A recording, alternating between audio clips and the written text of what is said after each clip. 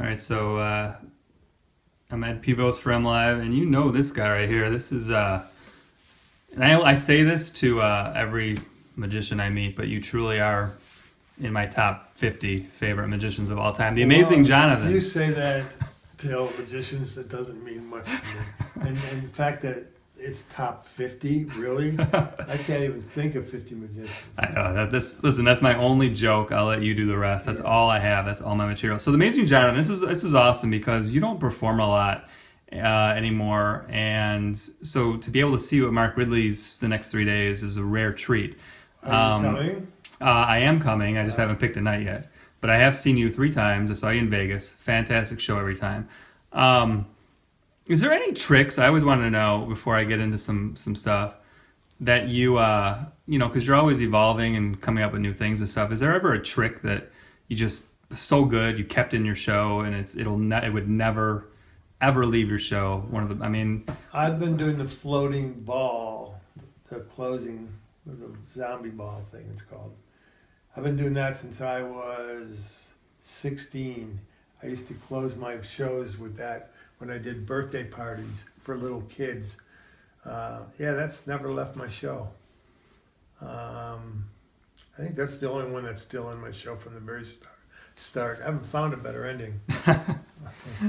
Hey, if you got the ending, then that works. That's good. Now you're from Detroit, Fraser. You grew up in Fraser. Fraser, yeah. Now, how long did you live there growing up? And is there any places in this area that when you kind of come back and you just got to kind of check out? I used to go back to my old neighborhood, but there's nobody on my old neighborhood anymore that still lives there.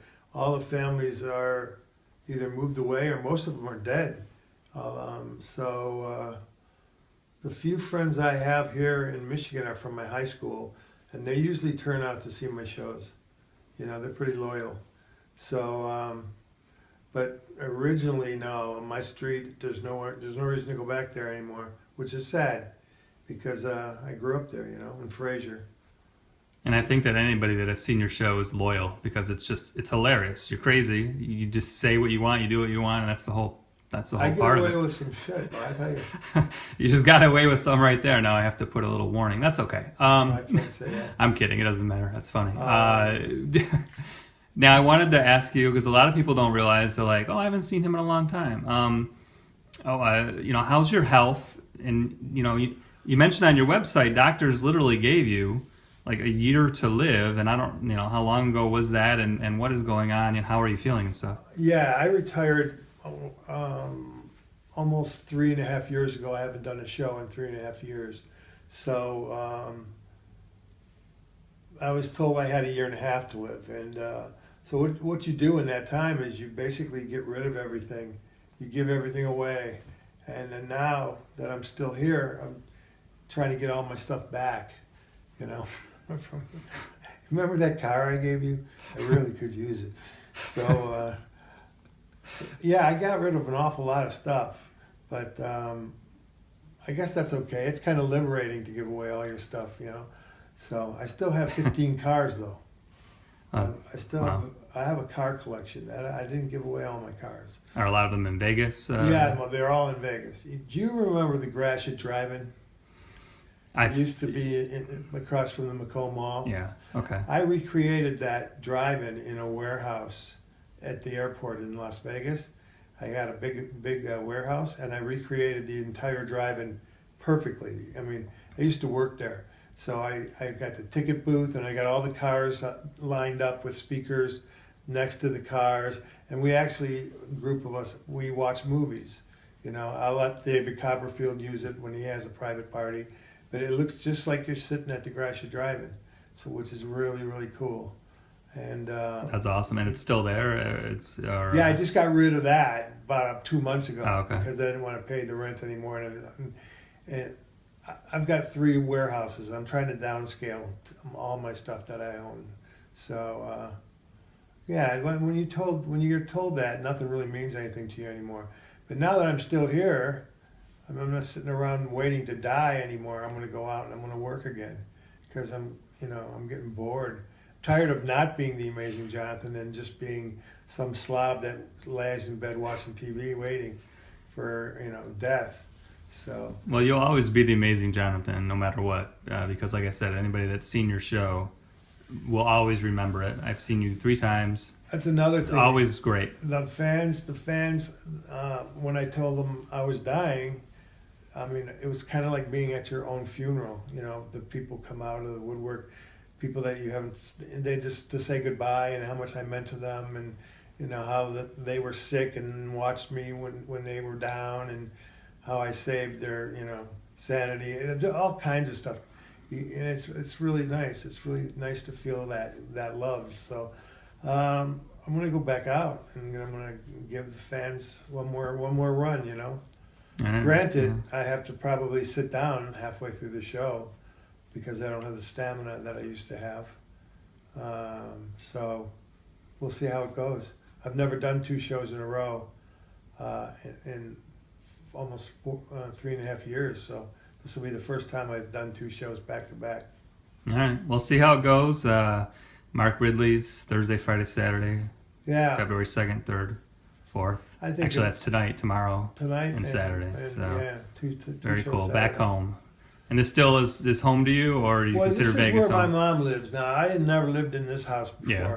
You know, she moved to Bloomfield Hills, and she got herself a big house, and now she she broke her hip. I'm not laughing at that, but she Well, we've been talking about death, so yeah, she broke her hip last week. So it's weird being Wow. here without her being here. You know, she's in the hospital, and I'm in this house, but she's not going to be able to get around this house. So we got to figure out what to do there. You know. all right. But if you look around, see those drawings? I drew those. That's how proud my mom is. She's willing to hang 3 really mediocre drawings on her wall. Well, I could identify Einstein there right away. I don't know who the other 2 Einstein. are. I feel stupid for asking, but Yeah, the other one is Sarah Bernhardt, and I don't know what the other one is. oh, okay.